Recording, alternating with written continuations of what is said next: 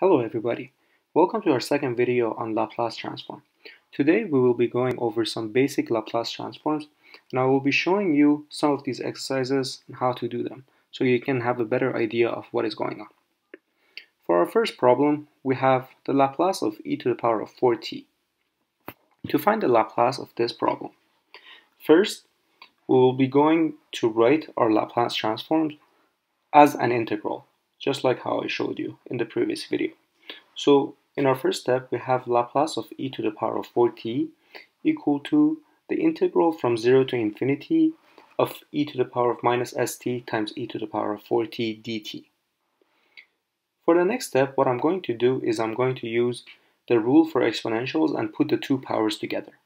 So what I will be having is the integral from 0 to infinity of e to the power of 4 minus st dt.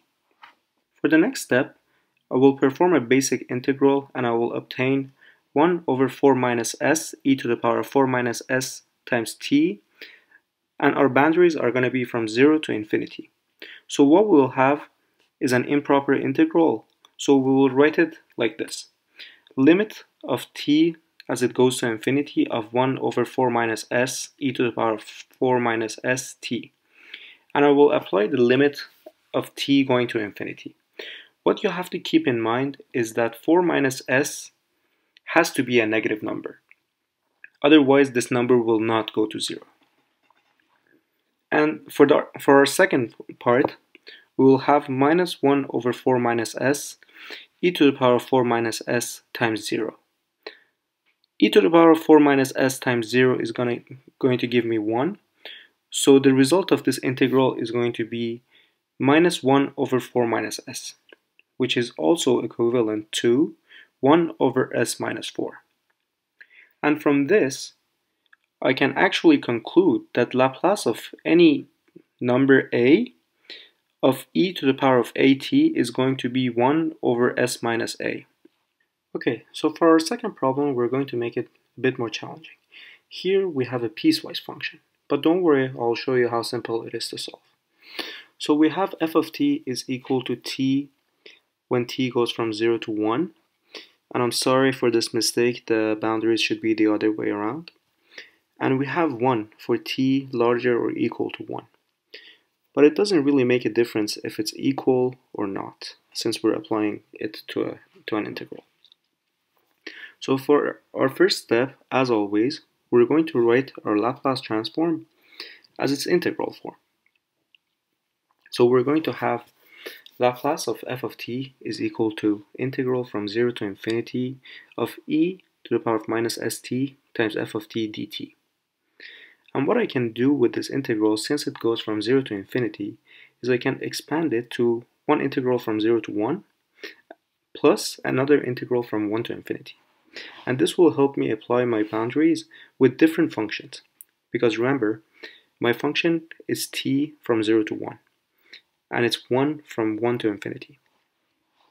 So for our second step, I'm going to expand this integral, which is going to give me integral from 0 to 1 of e to the power of minus st times t dt plus integral from 1 to infinity of e to the power of minus st times 1 dt. I'm going to evaluate these two integrals separately, and then I am going to add the two results up. So for my first integral, I'm going to have an integration by parts. Integral from 0 to 1 of e to the power of minus st times t dt. For this, I'm going to integrate e to the power of minus st and differentiate t. So what it is going to give me is minus 1 over s times t e to the power of minus st from 0 to 1 plus integral from 0 to 1 of 1 over s e to the power of minus st dt. Evaluating the second integral, I'm going to get a result of minus 1 over s e to the power of minus s plus minus 1 over s squared times e to the power of minus s minus 1. I'm going to play around a bit here, and I'm going to simplify to get the final answer of minus e to the power of minus s over s minus e to the power of minus s over s squared plus 1 over s squared. For the second integral from 1 to infinity, I'm going to have just a simple integral to solve, which is going to give me minus 1 over s e to the power of minus st from 1 to infinity.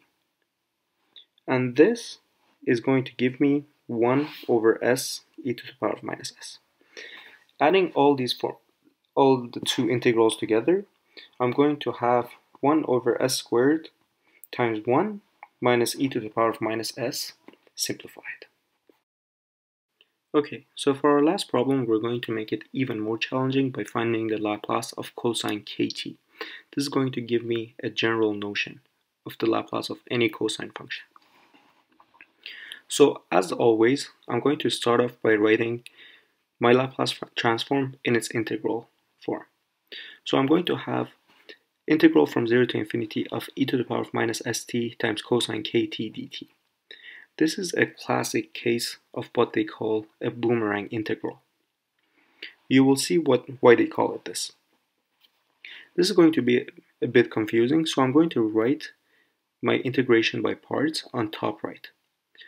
My v prime is going to be cosine kt, so my v is going to be plus 1 over k sine kt. This is the function that I'm going to integrate. And my u is e to the power of minus st, and my u prime is going to be minus s over e to the power of minus st.